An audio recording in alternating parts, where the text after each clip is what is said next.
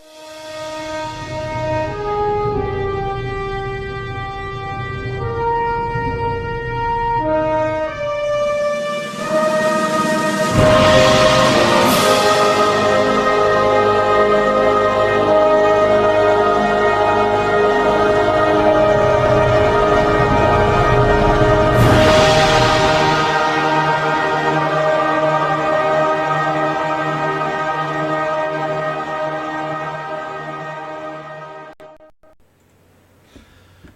evening, everyone. Welcome to Film Snobbery Live. I am your host, Nick Baisley, and I want to welcome everyone to the penultimate episode of Film Snobbery Live here in Massachusetts, in our old home. We have one more episode to go after this show, and so next Thursday is the last episode for Massachusetts, and then after that, it's a wrap here. And April 1st, I hit the road, and I will be visiting a lot of you actually along the way, or some of you anyway, on the way. And then we get to LA and we get down to business. We've got a great show for you guys today. We didn't book another guest this week. We wanted to, kind of like similar to last week, we wanted to kind of just have a chance to kind of chat. We're kind of in, it's kind of like consider it like a, like a senior, you get a little senioritis. Like, I'm kind of just anxious to leave, and I kind of want to I want to finish out, but I want to finish out not like grilling somebody about a movie. I want to finish out by having a party, chatting with my friends, and chatting with you guys out there. The person I decided to chat with again tonight is someone that I didn't talk to all week, so I'm kind of anxious to. My co-host for at least the next couple shows, Jerry Cavallaro. Hey, Jerry. Hi, Nick. Oh, one more show. One more show. Well, this show and next. This show, right. Yeah. And then the next show. Exactly. So technically a couple. A couple, yes. Yep. So, how you doing? You had an eventful week this week so far. I did. You did. We're going to jump right into it? Well, was there anything before we head into your awesome week that you wanted to kind of chat about, or did or you wanted to ask me? Not really. I live a very sheltered life, and I have one highlight of the week. So that is really kind of true. Like I having known you for many years at this point, yeah, I do know. It's just like, you're good for like one good story a week, and 90% of the time it's someone shitting at the library, and then another. Which that happened right after the last episode. Nice. Episode, we did a whole thing about the shitting in Florida. Right. At the Orlando Film Festival. Great festival. Also a great place to take a shit. Yep. And we got some complaints that we talked too much shit in the last episode. And then the next day at the library, someone actually took a shit on the floor. And now the funny part is, Jerry, is that that's not an isolated incident. I was at a friend's house last night. I was at my best friend Jay's house, and he's having a kid tomorrow. So congrats to them, because by the time this is out, they'll probably be having a kid. So congrats to them. So I went down there because I think it's the last time I was going to see him until before I leave. So I'm kind of like I'm just wrapping things up here. Kind of just hitting all the old haunts and trying to see as many of my friends as possible before I leave. And so I decided to, I was talking to him, and of course we're at the dinner table, because where else would you bring up conversation like this? And I was just like, there's not a week that goes by that Jerry doesn't send me a text message from his work that says either, and sometimes accompanied by a picture, describing how someone either pissed or shit at the library. And I'm like, do they not realize there's a whole room for this, where you can do that in the privacy of, It's not every week, dude, but it is often. I was going through my text messages showing them, and showing these people, and I was like, wow, it really is like I'd say every week to every 2 weeks. I mean, because I wouldn't say it's that often. I don't think so. But if you have the text-based proof, then I'll go with that. Yeah. The last one was really weird, though, because, not located far from the little pile of excrement, there was used toilet paper thrown onto the shelf of a bookshelf. Instead of a book, it looks like someone actually took the books off the shelf and put used toilet paper there. So I'm thinking it was like a premeditated shit. Yeah, you actually, you had mentioned that, and I have the pictures actually from it. So yeah, but moving away from that, from the shit. But it actually ties in to the last episode, the event, right? Because last week we did the whole shit thing. The episode we were talking about shit. Mm-hmm. We got some, feedback from a few people, I won't name who said, lay off the shit talk. So then I said, well, we're going to dedicate last week's show to Kevin Smith because he released a book this week called Tough Shit. So I was like, I thought that would be kind of funny. I'm like, we're tying it back into film because that's we can talk about anything as long as we somehow tie it back into film. So that was my way of tying it back into film. Plus, it was at a festival, so that also worked. See that? But, so then this week, wait, what was that? I said no, that works. That's completely justifiable. So go ahead. Oh, that's rare. So anyway, this week, as I said, it was the release of Kevin Smith's book Tough Shit on Tuesday. And he's doing a book signing tour.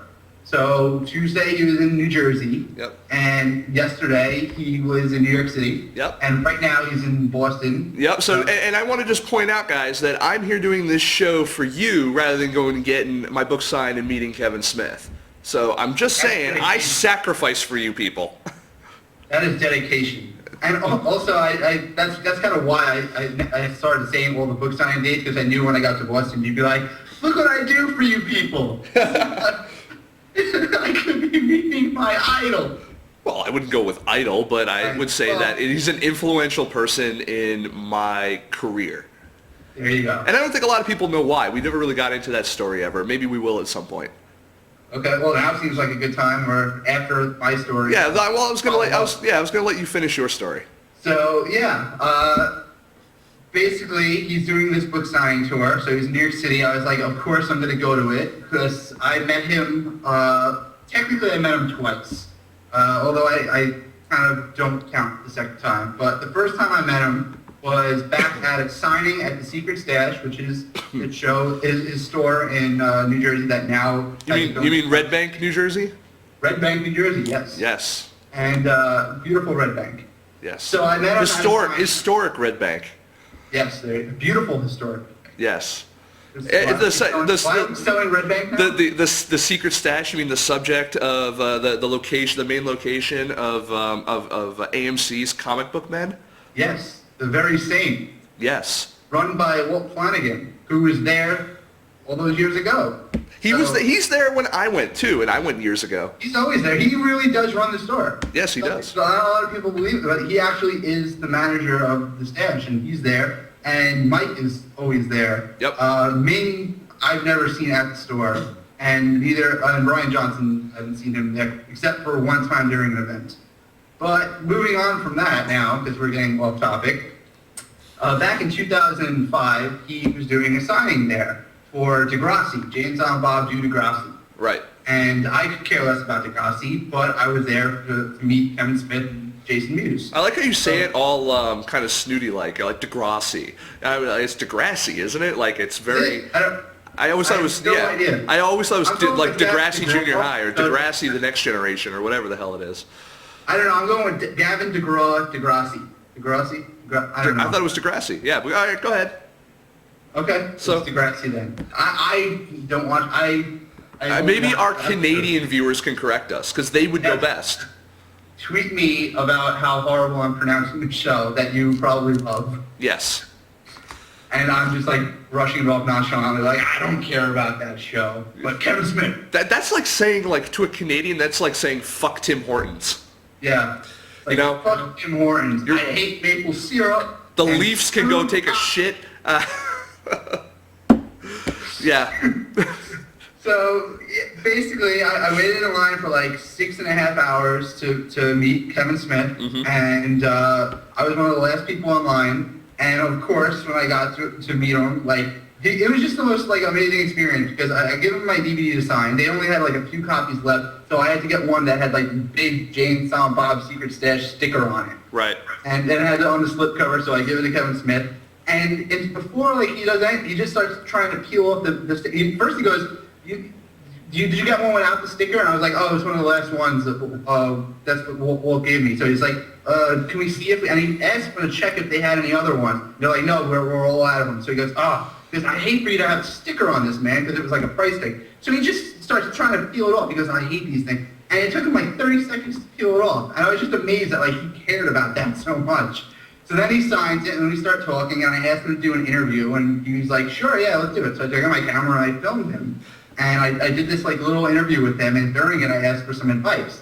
And he said, write about something that matters to you, because it always winds up mattering to someone else. It's funny. And write cheap. I have to interrupt you only for 1 second because we actually got a comment on Twitter from Von Fry, who said, I'm confused. You actually want a book signed by Kevin Smith, the man most responsible for the downfall of cinema. Wow, fuck you. Oh, come on.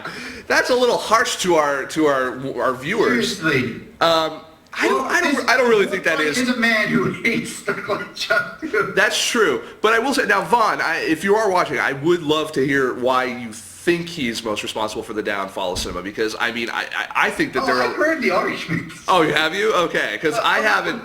Not from him, but I've heard, like, that from other people, like, oh, because of him, people think that they can go and make movies on their own, and they make shit about people that talk. Well, then people should talk shit about Robert Rodriguez, too, and Quentin Tarantino, and all those guys. Basically, the entire 1990 to 1993 classes of like, the Sundance people, every one of them should get a fuck you then, because they are the people who basically did make movies for nothing and then actually made it and then continued to make it. Now, I'm not defending movies like fucking Cop Out and I don't know. I mean, maybe that's his argument. It's just like he was doing great up until he made Cop Out. No, he wasn't, because, I mean, so a lot of people, I'm not in the Jersey Girl camp. I think Jerry and I are actually I love Jersey Girl. I like Jersey Girl. I relate to that on a really intimate level. It's a good movie. I don't know. I like it. But, I mean, whatever part of it you don't like, I mean, I really think that, in terms of his career, has he been incredibly fortunate to have just been given loads of money to basically make what he wants to make? Absolutely. That's not something that I think a lot of filmmakers have the freedom to do.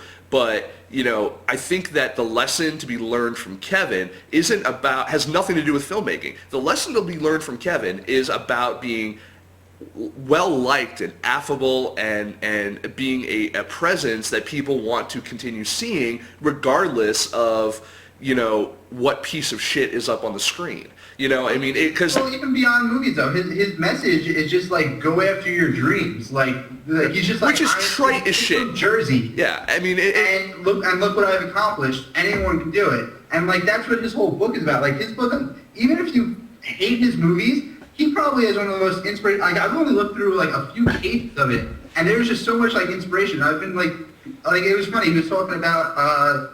Yesterday at the Q&A, he was talking about how Gail King was telling him about how much he loved the book and how inspirational it is. And that Gail is Oprah's best friend, like that Gail King. Right. And she was talking about how much she loved the book and how inspirational it was. And you would think all these dirty words. No, she loves it. And it's an inspirational book. And it really is a book about life advice, which is why that's in the title, instead of like advice for filmmakers and stuff. Yeah. Like, he's like giving life lessons. But I mean, I can definitely see the point of view of people who were like, I just don't like him. I don't like his movies cinematically. He's, he's a one-note type of thing. Even his writing. I mean, there's a lot of things you can say about him, but I think that at the end of the day, I mean, I'm in no way comparing fucking Kevin Smith to Jesus. But what I am gonna say is, though, it's the message that matters, not the method. You know what I mean? Like, as soon as you start saying, I am not comparing Kevin Smith to Jesus, you totally are. I'm totally quoting Jesus. I mean, come on, long hair, beard. Like when you say, like, not to be racist, but... Insert racist joke here. Yeah, I hear you. It's like, not to be racist, but those Polacks. No, I'm kidding. No, I hear you. It's...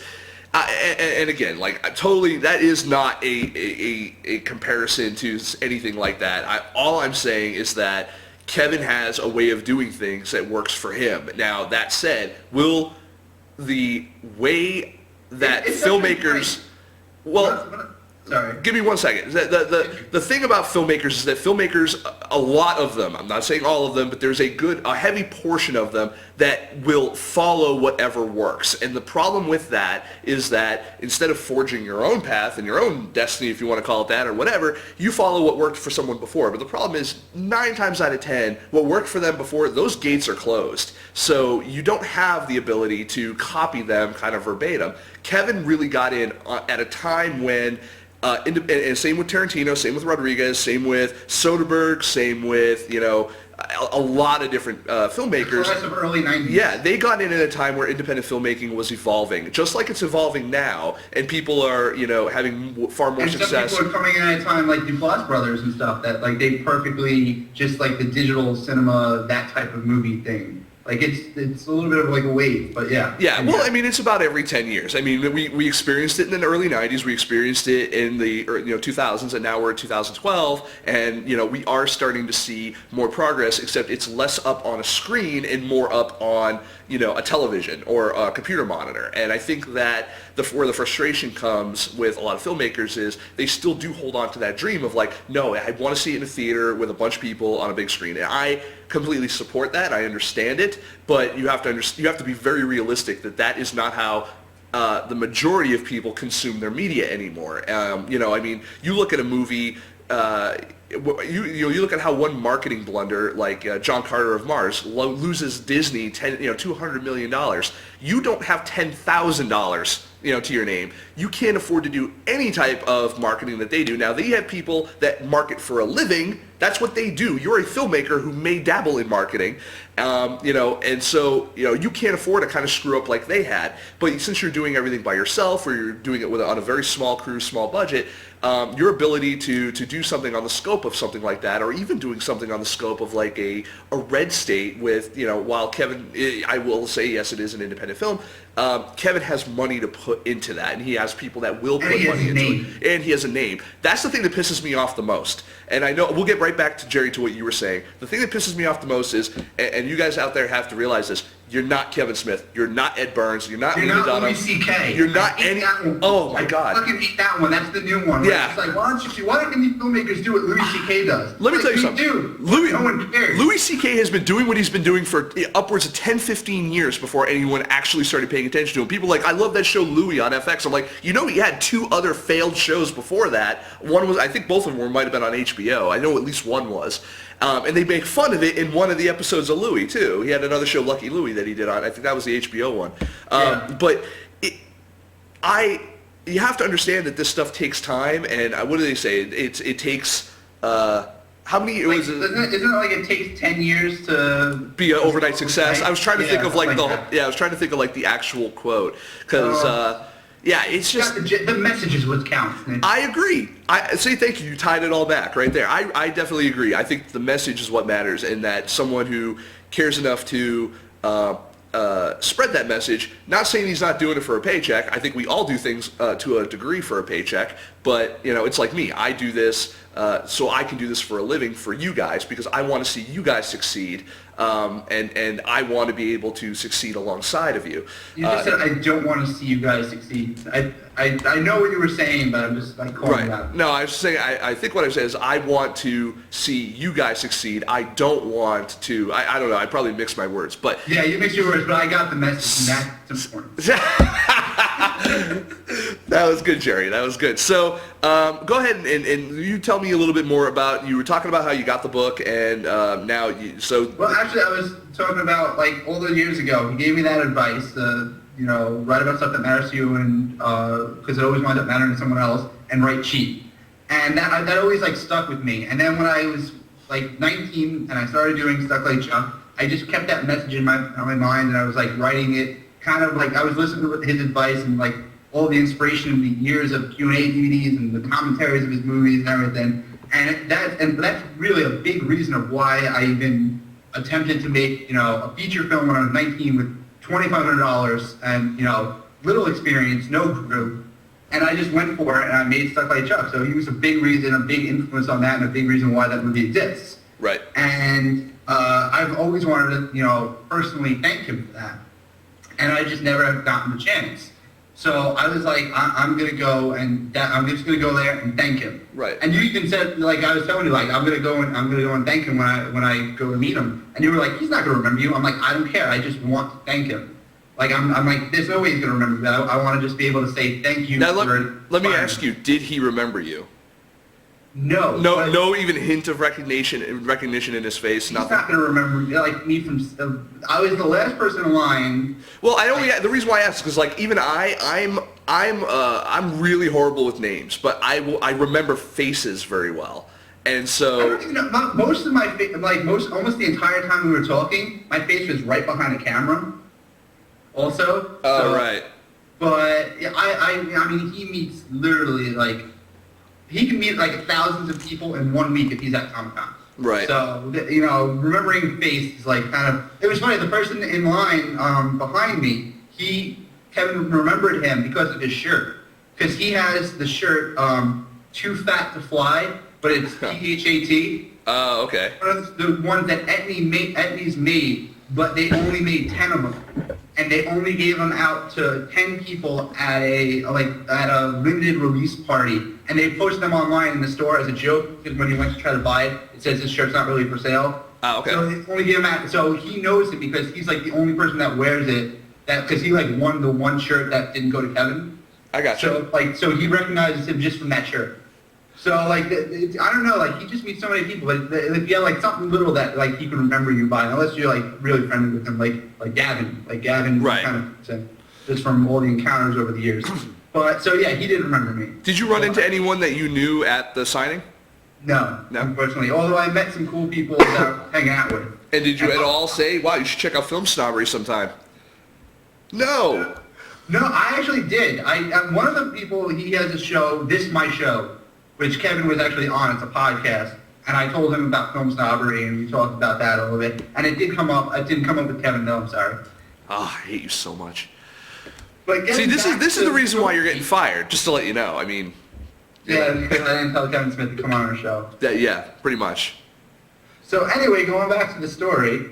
So yeah, I wanted just to thank him. Okay. And for anyone that doesn't know, recently Kevin formed a new distribution outlet for indie filmmakers. It's a partnership between Smodcast Pictures, his company, and Phase 4 Films. Right. And what they're going to do is they're going to release deep films, I think they said 10 to 12 a year, and they're going to be straight to DVD or VOD, whatever releases. But they're also going to choose 4 to 5 of the films each year to do a Red State style road trip with the movie, where they're going to go and do the movie. Yep. They're going to have Kevin on the road with them. Yep. Kevin's going to introduce the movie. They're going to show the movie. Yep. Then Kevin and the filmmaker come out and do a Q&A. Yep. And I actually met the first filmmakers that they chose. The first movie they chose was Bindle Stiffs by Andrew Edison, and I had a chance to interview them at Slam Dance this past year in January, and they're fun people. So I mean, I could tell they're real young. I mean, they're younger than you, Jerry. I think. Yeah, they're high school. Yeah. They made the film. They're in college now. Yeah. Yeah. So yeah, it's really good to see how that it does seem like whether it's him directly or at least Phase 4 is being supportive to filmmakers that are younger and films that are a little more let's call them rough. You know what I mean? Yeah, on a technical level. On a technical level, yeah. Right. So they're interested in my film. Well, that's where I was going with that. I was trying to kind of give you a lead in on that. I was hoping you would kind of pick it up. So go ahead. I was going on that until you interrupted. It is my show if you don't mind. Yeah, but I'm telling the story. So shut up, bitch. It's. I can just anyway. So in our next caller. Yeah. Next caller, you don't even have anyone watching the show right now. Dude, I will fucking cut into last week's show. I'll call the show myself and talk. On the show? I'll talk to myself on the show. I don't give a shit. You're kidding. Come on, let's do the show. Totally.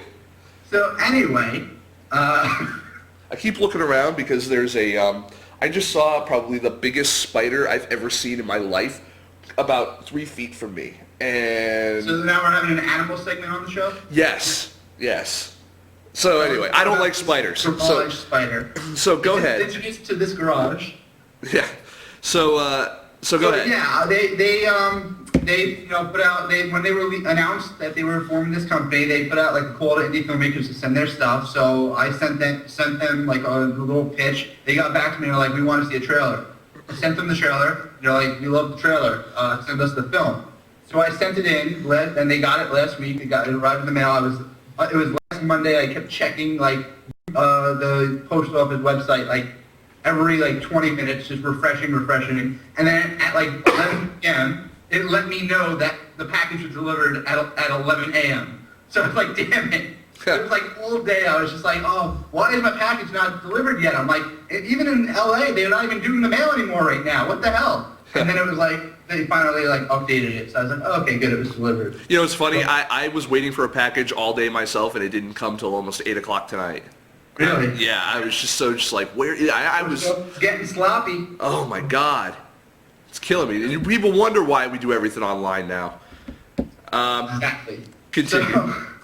So yeah, the package it was delivered at their offices. So hopefully they'll get to the film soon. So I figured I could kind of grease the wheels a little bit and maybe bring that up to Kevin. So I went to the Q&A, got there at 4:30. It was a little bit earlier, so I was like online. I was online. You were in line.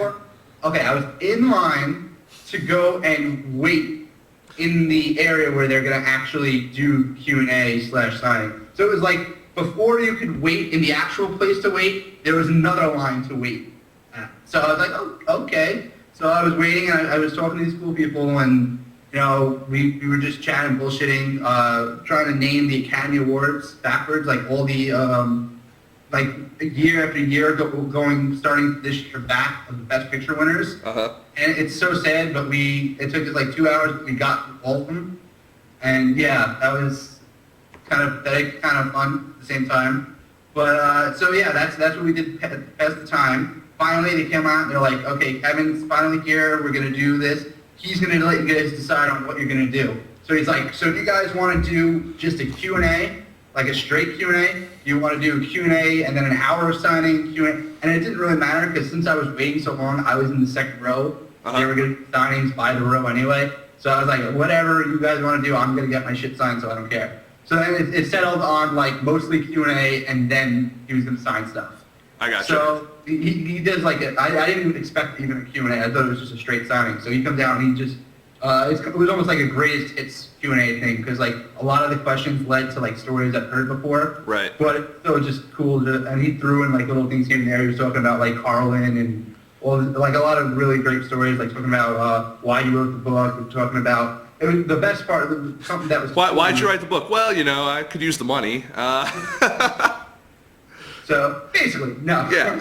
But the best part was he was talking about Book of Mormon, because he loves that. He just saw it on Broadway and he loved it. Uh-huh. And he started acting out scenes from it and singing the songs and stuff. And that's when I'm like, I really hope someone got video of that and posted that online or something. But it was really funny because like no one thought he was going to keep going, and then he just and then there's another song, and then he explained like most of the play just so that way he can like explain what is like. He's putting everything into context, right? Yeah, he's like putting everything into context, so that way he can like talk about how he sings this song at home with his daughter, and that's the only way she curses is through that song. The song is "Fuck the Baby," right?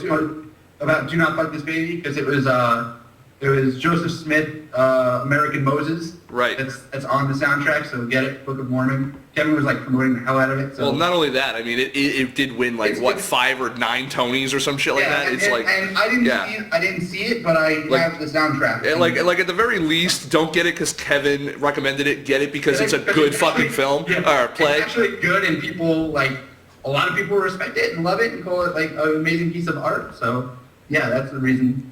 So anyway, he was doing this whole Q&A, and then they're like, okay, now they're going to do the signing. So I'm online, there's only like 10 people in front of me, and he's like just bullshitting with everybody. And they're like, to make this go as quick as possible, he's only signing the book, not signing anything else, just the book. And, you get one picture, this is not doing a photo shoot, just one picture. So they're like, okay, whatever. And then like the first person goes to him, and he's talking for like a minute. And then like you immediately saw the Barnes & Noble people like, oh shit. He's going to do this with everybody, huh? And then someone else came, he talked for like a minute. And like, oh my God, another person came, he was talking for like a minute. And I'm like, he's just going to keep doing that. He likes to talk. So when it got to like my turn, people in front of me were the people I was like in the row with, so I kind of knew them at that point. Right. And they were chatting, and they were like telling this, they said like a hint at a larger story. And then Kevin's like, well, no, tell me, I'm curious now. And then you just saw the Barnes & Noble people say like, okay, you got to go in, just go in and interrupt their story. I'm like, I'm not gonna do that. He's asking them questions. So they're like, just push yourself, push in, go in, it's okay. So like I just start like walking over, but I let them finish the story. Fuck it, I don't care. Yeah. I'm good. Well, like I understand that they have a job to do, but I feel that is incredibly rude. That happened to me at Sundance in the middle of an interview. I was so pissed. I don't think did I tell you this story? Like I hate when they do that. Like they move their hand like come on, wrap up. Not only that, I had these two filmmakers on camera, and the dude came in the middle of them answering a question and grabbed them away from the interview, like physically.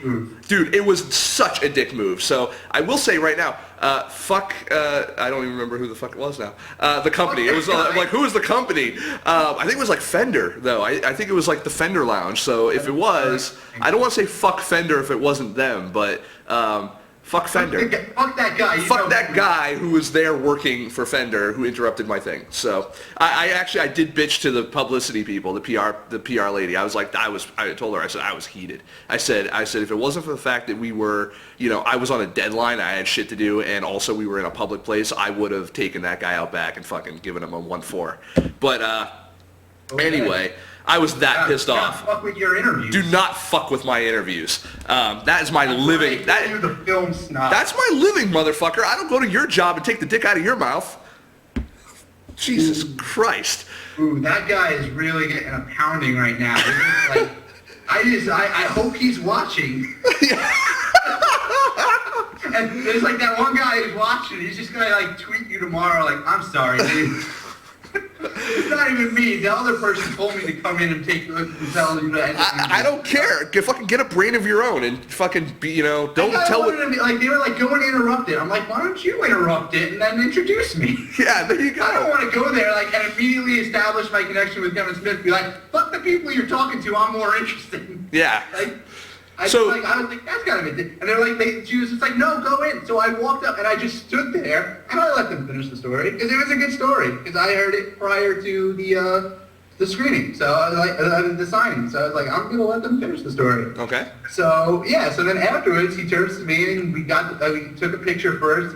He signed the book, and then I was like, I know you won't remember me, but back in '05, I met you at a signing at the Secret Stash. I asked you for some advice, and you just gave me like some words of wisdom that like have stuck in my head ever since, and it was a huge help, and it was probably the biggest reason why I went out and made my first feature when I was 19 with like no money, and he just like had this like expression of like he just totally appreciated that I was telling him that, and he had this smile on his face. He raised his hand up and like gave me a high five. So I went to give him like a high five, and he like grabbed my hand and just like held it, kind of like a winning thing, like just like some kind of like when you like they would say like, oh, this guy won the match or whatever. Yeah. Like he was just like holding my hand up and smiling, and he shook. And then and in your head you were here like, you're the best around. Yeah, just like I was waiting for like the music to pick up, and like I was gonna turn and just wave the entire line. Like, my moment, bitches. You're like, you're never going to get a moment. This is your movie, Jerry. Yeah, it's just like, yeah, and then all of a sudden I wake up and they're like, Kevin's gone. You fell asleep during the Q&A.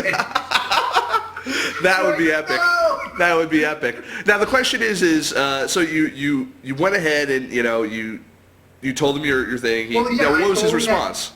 Like, did he? Basically, I told him like I told him that part that I already got up to, and then he was just like. He was just like, that's great, man. That's so great for me to hear that. I'm inspired. Like that's why I do this.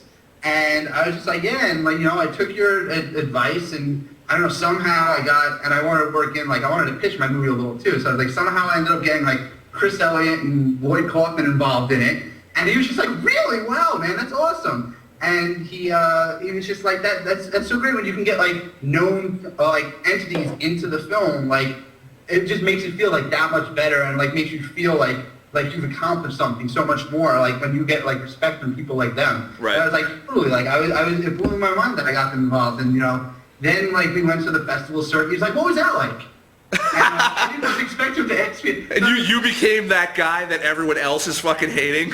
Yeah. Yeah. And I was just like, well, it was a really different experience. It wasn't what I expected going in. Like I only knew about like Sundance and Tribeca and. The festivals I got into were nothing like them, But I was like, so it was a different experience, but it was different in a good way. And I wanted to and I was like, in my head, I was like, I wanted to tell them about like how I won the Indie Spirit Award in Orlando, and then they named it after me, and I was like, oh, we won the audience trade, and then I just see the Barnes and Noble people shaking their heads like, go, come on, finish it.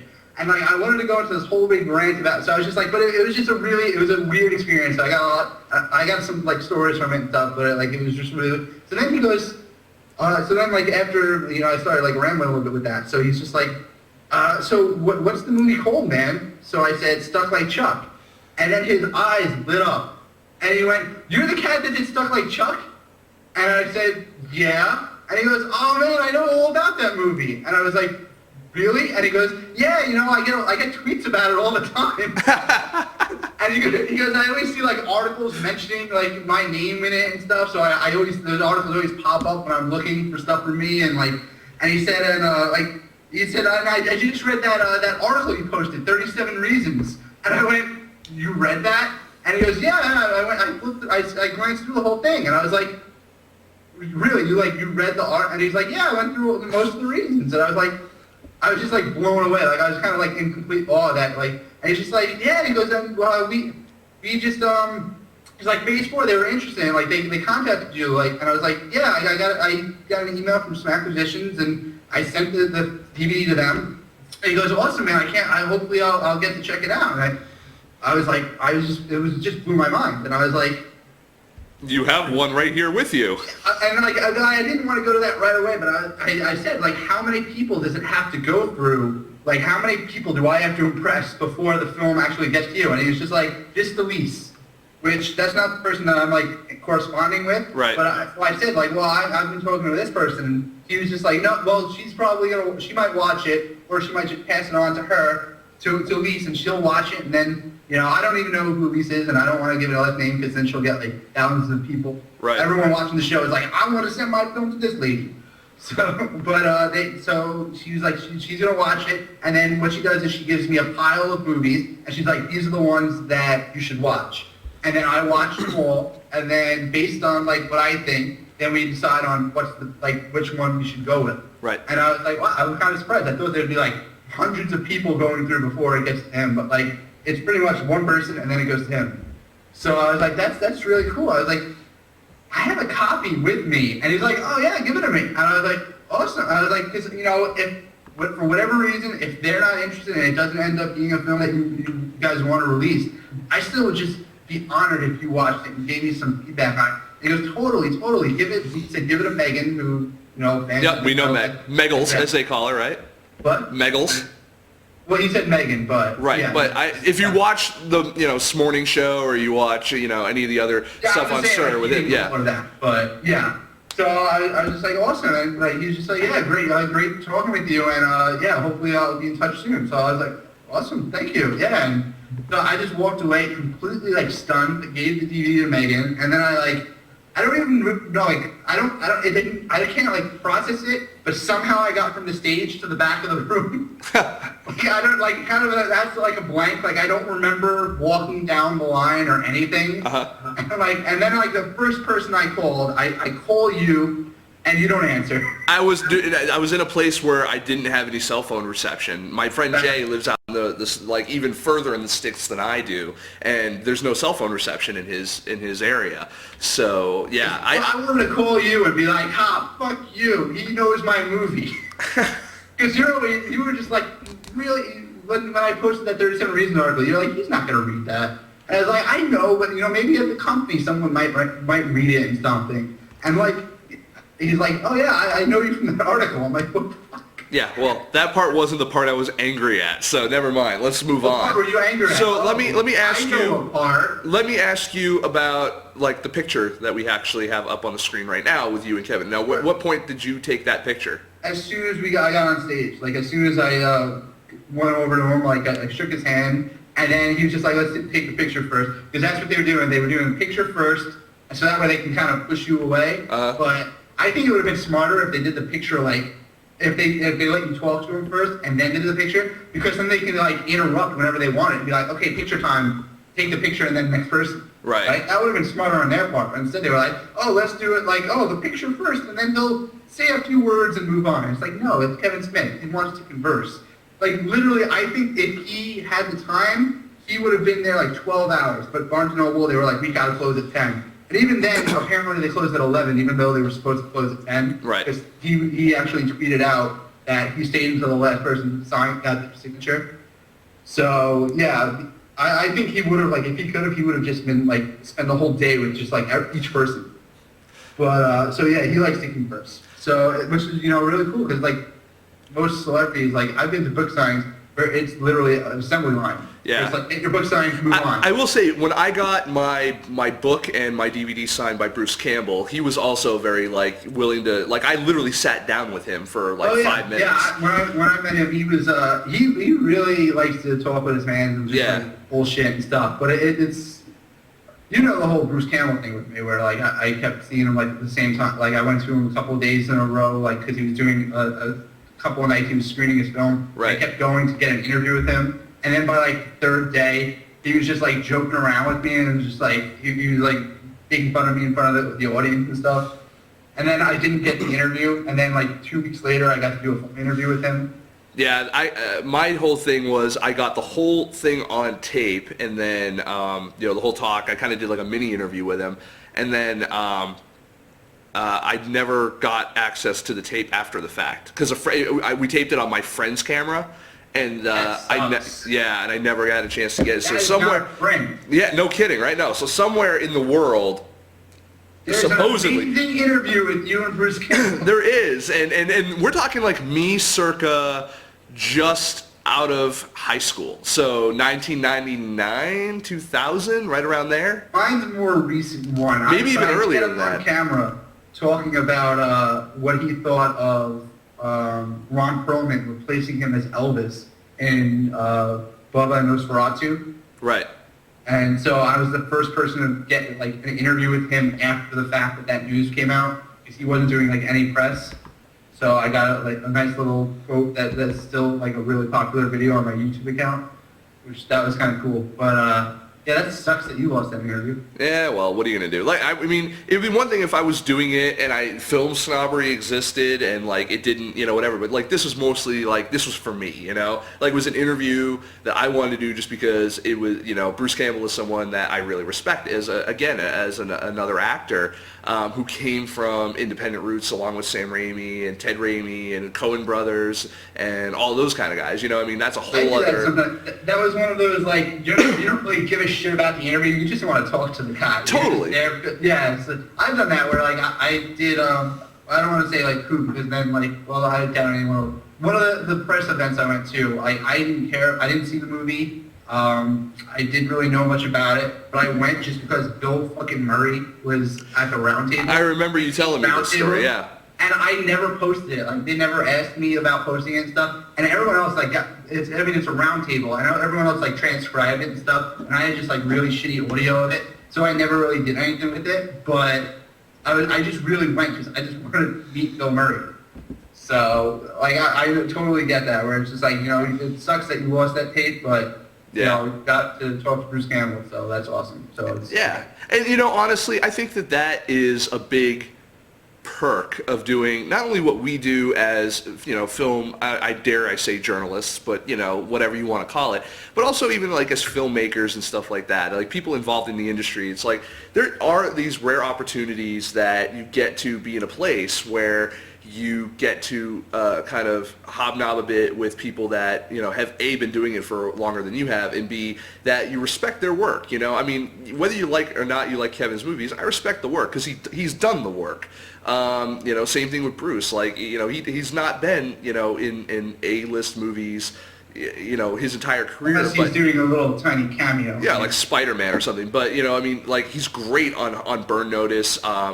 He's got some great memorable roles, not only as Ash in the Evil Dead series, but also, like, you see him in other stuff, like Maniac Cop and all that kind of, all the different stuff, Bubba Hotep and all that. They Call Me Bruce, all that kind of stuff. people like him, Kevin, even when I met Robert Rodriguez, same thing, talking with him and Danny Trejo. I mean, there are these people that, you've grown up with in your career, because now I'm talking kind of professionally, that it's like, it's not only is it great to relate to them on a fanboy or fangirl level, but it's also great to relate to them on like, wow, it's, like we are both in the same industry. We're as not peers per se, because maybe you don't feel that way about your career yet, but at the same time it's like you make a movie, I make a movie, you know what I mean? So, or in your case, in my case, it's more like you make a movie, I talk about the movie. So it's kind of cool. Like Italian type. Now, like kind of going Mario style. Woohoo! But it's like you make a movie, I make a movie. I make a movie. It's me, a Mario. But what I want to lead that into is I actually want to lead that into our next conversation, which is because we're going to get out of here soon.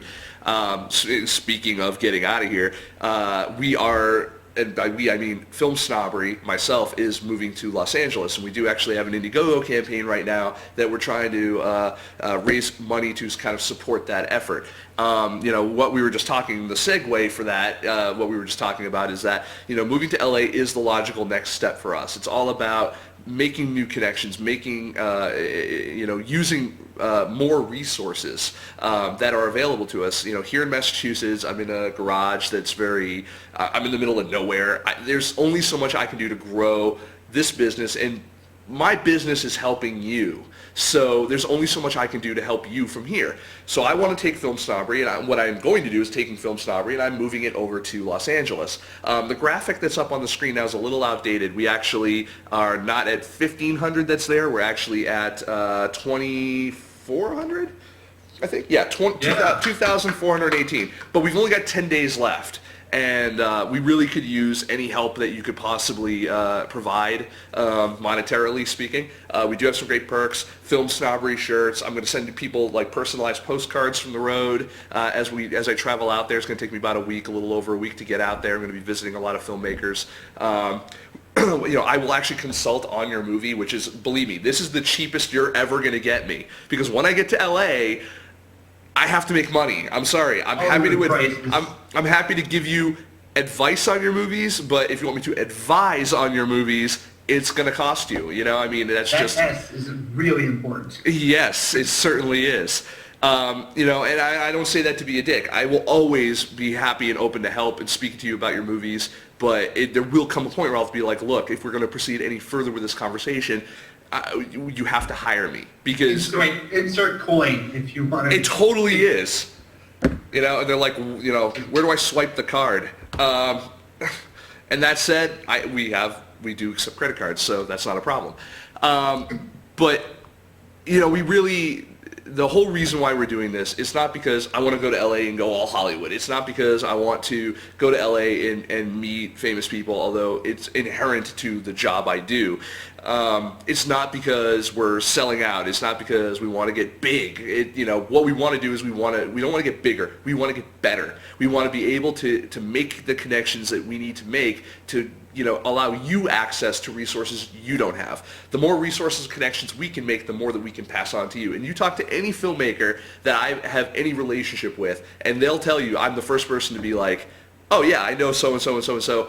Here's their email address or here's their phone number. Give them a call. Let them know I taught that you know me, and if at all, if that will help at all, I'm happy to do it. That's just the type of person I am. I want to make sure that, these aren't connections that I'm going to hold back from you people. That's just not how I believe the industry should be. It's an industry of relationships, and I believe in connecting people. This is why we're all on social media. This is why we're all on Twitter, Facebook, Google+, all these other kind of places. It's so we can make connections to help us out in our careers, and obviously make new friends and stuff like that. And so that's what we do. We have some new shows we're going to be producing. We have some other kind of businessy things that we're working on. I use the royal we, but that's it, that I'm going to be working on to start with. But the crux of the matter is we need money, and we are getting there. We're almost at 50% of our goal. We have 10 days left, and honestly, I think that's great. So far, we've got 61 backers. That's fantastic. I know that it's a little bit different with us than it is for a film because there's no like hard end product for us to sell back to you or anything like that. You don't get to see the results as obviously as you do with a movie. But with us, when you're helping us, we really do truly feel that you're helping more than just us. You're helping other filmmakers out there as well. So, there's a million campaigns out there right now on Kickstarter, Indiegogo, Fandor, all these other type of websites. I hope that you pick us because I hope that you see the value that we bring to the independent film community, and your donation will allow us to continue to spread what we do throughout the community, and allow us to kind of grow along with you because we want to see you guys make more movies because when you guys make more movies, we have more movies to talk about, and that's kind of how that all works. So any donation as low as $1 is appreciated, but we have some great perks at going above and beyond 500, 750, 1,000. The 750 one is basically like when you guys want to go out to LA and kind of have your own life out there, if that's where you decide to go. I'm happy to give you a place to crash for like a month, while you go ahead and find your own place or your own job or whatever it is you want to do. Why should I hog the fortunate things that have happened to me in going on this trip? The whole point of doing this is to take what I have and share it with you guys. So there's that, and then obviously if you're a business and you want to sponsor some of the things we're going to be doing in the future, you want to discuss sponsorships, we're open to that possibility as well. Because believe me, we have a lot of things that we're going to be working on, and any businesses out there related in the film industry, I'm telling you flat out, you want to be involved. So that said, Jerry, we're pretty much at the end of this show, which leaves us with one more show in Massachusetts next Thursday, and we do have a guest for that show. I don't know who it is. I don't get to talk. No. This is pretty much it. So do you have any? We don't want to consider this Jerry's sign off, but this is Jerry's. Well, I'm still gonna bullshit next week. I'm gonna come out afterwards. You'll have a little bit. If you don't want me to, I'm going to. But do you have anything that you want to close out this show with? All right then. Cavallaro.com. DirectorsCameo.com. JerryCavallaro.com. I'll say my farewell next week. All right, so there you go, folks. You guys have that's it for us for Film Snobbery Live. Follow Jerry and I. You can follow Jerry at twitter.com/getstuck. Film Snobbery, obviously, twitter.com/filmsnobbery, facebook.com/filmsnobbery. Like our page there. We are on Google+. You can find us on Google+ as well, by both myself, Nick Baisley, and also you can find our actual Film Snobbery page on there as well. You can go to filmsnobbery.com. We've got a bunch of new interviews that we released recently from Sundance and Slamdance. We've also got some new press releases and stuff that we've been putting out lately, and we will see some more reviews coming in the very near future. We're going to be hiring some new writers, or additional writers, I should say, because I don't want anyone who does write for us to think that we're firing anybody. But we are going to be getting some additional writers on board and kind of getting caught up on some of the things that we haven't had time for because a lot of what we do is we're busy. Let's put it that way. So anyway, you folks, I want to thank everyone for joining us this week. That's it. Thank you. Have a good night.